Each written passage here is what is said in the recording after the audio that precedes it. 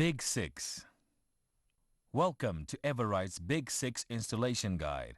Our step-by-step guides are easy to understand and share all you need to know to install our products safely and efficiently. If you need more assistance, please remember that your Everite sales office or call center is always available to advise you. Before attempting to install Bigsix roofing sheets, it is important to remember the following basic safety rules and work practices. Fast-turning power tools, such as angle grinders, create a fine dust which is easily breathed in, so try to avoid using these tools. Ordinary carpenter's tools can be used effectively. Please consult our brochure for more details, or visit our website on www.everite.co.za. Walking on the roof is unavoidable, so please use duckboards to avoid damaging the roofing sheets, or yourself.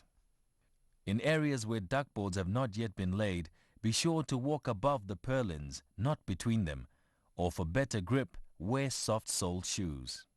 We are going to use standard industry terminology throughout our installation guide. If any of the words are unclear, please hop onto our website www.everite.co.za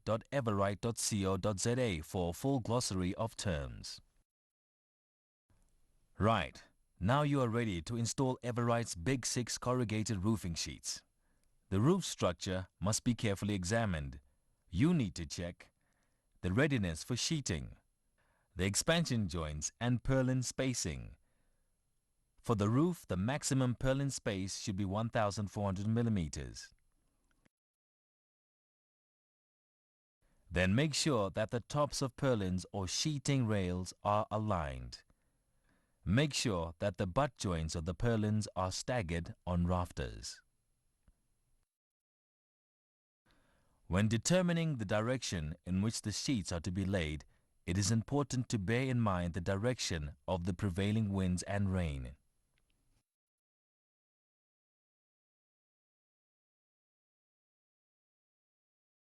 Now, where do you start?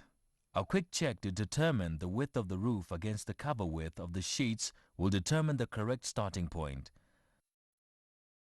Mark it on the purlin.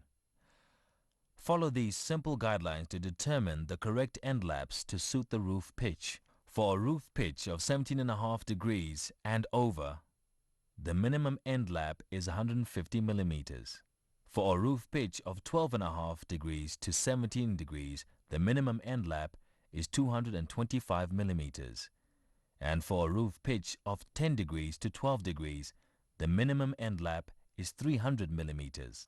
It is important to remember that this information is for normal exposure. Where abnormal weather conditions are known to exist, suitable alterations should be considered. Your Everite sales office or call center is available to advise you. To determine the width of the mitre, measure it from the edge of the sheets 83 millimeters from the upturn of the corrugation or 83 millimeters from the downturn of the corrugation.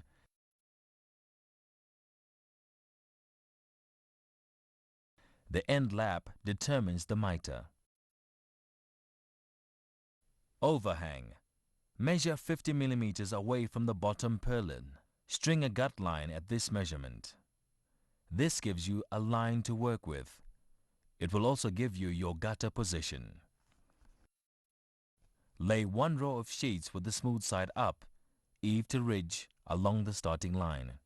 By doing this, you are able to determine the exact length of the overlap and mitre, up to a maximum of 300 millimeters. Never punch fixing holes, as this may induce cracking of the sheet. Instead, the hole should be drilled.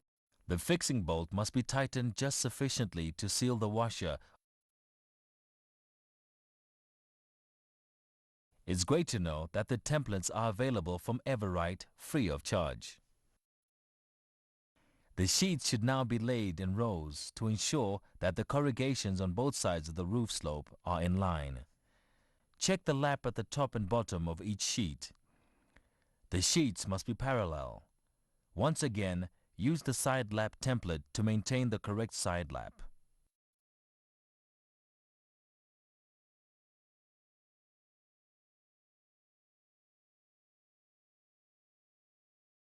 Adjustable ridges must have two fixing points and should be fixed in the opposite direction to the sheets.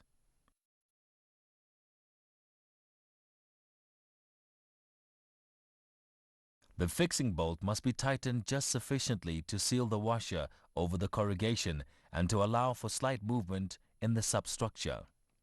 Hook bolt nuts should be finger tight plus one turn. If you over-tighten, you risk damaging the sheets.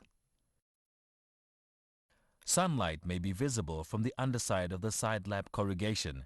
This is caused by the sheet design. A slight gap at the side lap allows for slight movement in the sheet or substructure. This gap will, however, not affect the water tightness of the roof.